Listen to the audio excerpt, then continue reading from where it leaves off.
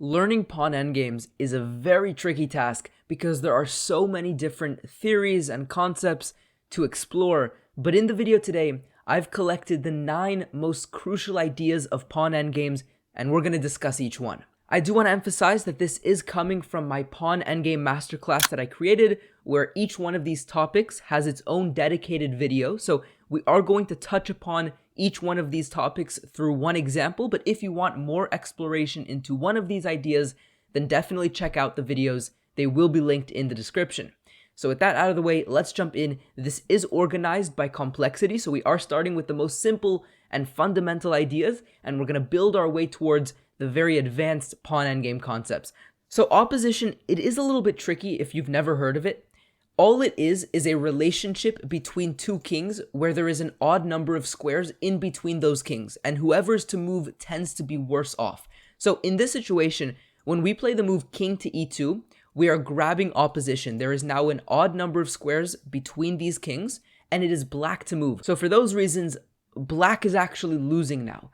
If they go to the left, we are going to continue grabbing opposition towards the left, keeping an odd number of squares in between, until we have what is pure opposition, meaning it's just one square in between. And similarly, if they go to the right, we maintain opposition until we have the pure level of opposition. Now, why is this even important? Well, now it becomes really clear. Because it is black to move, they're going to have to let this king in. If they go to the right, we can infiltrate towards the left and go towards this pawn and achieve some goal. In this case, it is winning the pawn and then promoting. But similarly, if they were to step towards the left, we infiltrate upon the right side, and we're going to win by promoting this pawn as well. So the idea is that when you have opposition, your opponent is forced to make a concession by moving their king, and therefore letting your king get closer towards the enemy territory. So now we're moving on to the rule of the square, which is a really simple idea. It's basically checking, can the pawn promote on its own without the aid of other pieces? So here, what you do is you draw a square with the pawn, just like this, towards the back rank.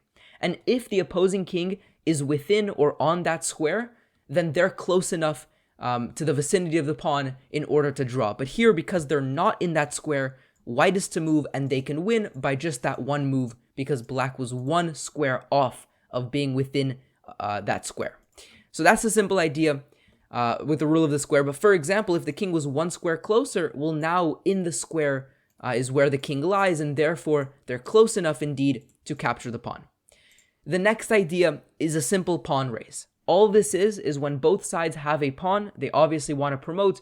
The question is, which pawn is faster? And very often this just comes down to a matter of counting squares. In this case, there is an important significance to point out, which is that where both pawns promote on the rook file, there is the idea that the first one to promote is also guarding the opposing promoting square, and therefore white can win. So that's one thing to look out for. Another thing is if the king was, for example, on f3, this would come with check. So there's a couple of things to keep in mind, but generally speaking, pawn races, not so difficult. You count which pawn can get to the other side. And this takes us now to pawn breakthroughs, which is now the first kind of advanced concept.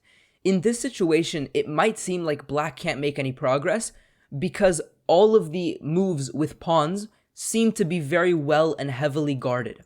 But that is just an illusion, and the idea of pawn breakthroughs is to sacrifice one, and in some cases 2 or more pawns, in order to get one pawn to promote. So if we look at this position, we have 4 pawns on these 3 files. They only have 3 pawns. So we have a bigger pawn mass along these 3 files. So we're going to utilize that by sacrificing many of our pawns, but by doing so, we're getting one pawn to promote, and that is all that is important. The next concept is this idea of mined squares. Now, whenever there's 2 pawns adjacent to one another, there are 2 really important squares to keep an eye out for.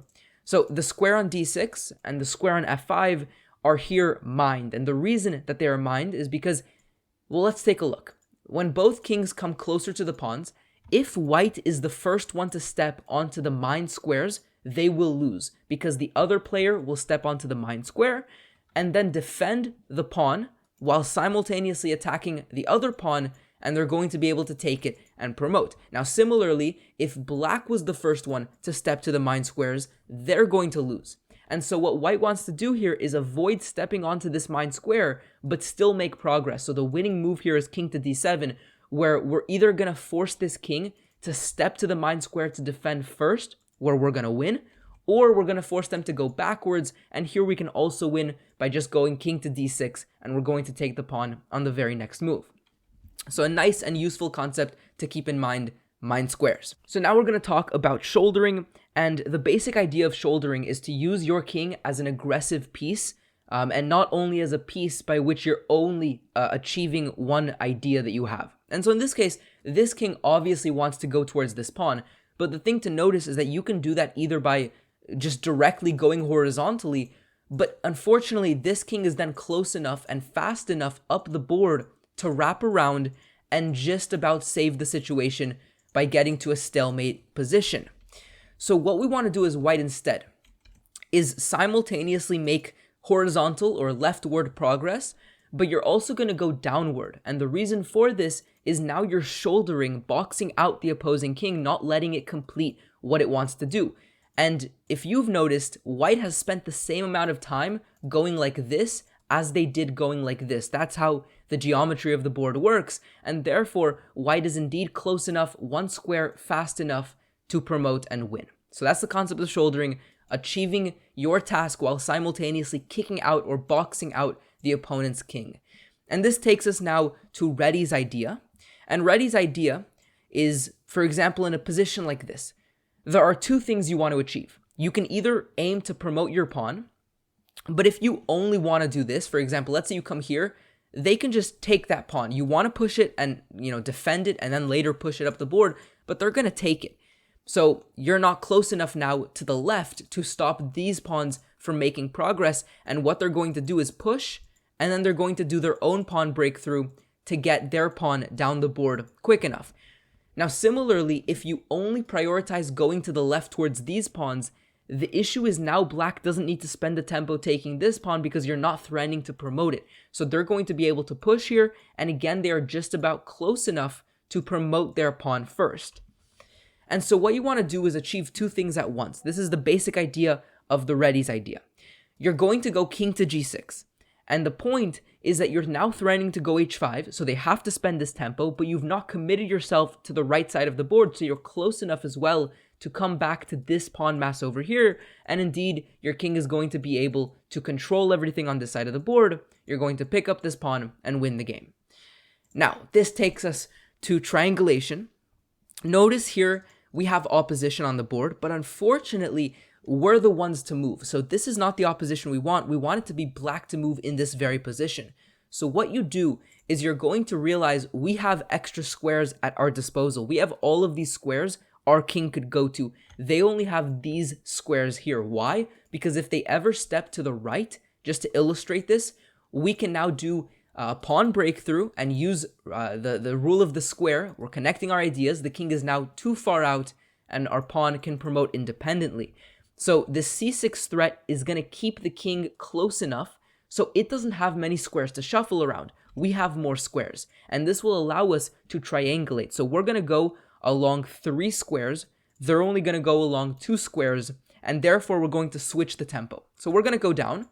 Now they're going to go down as well. If they come up, then we're going to oppose them. So they're going to come down from their perspective. And here we're going to go king to e5, not back to d5 and just repeat, but king to e5.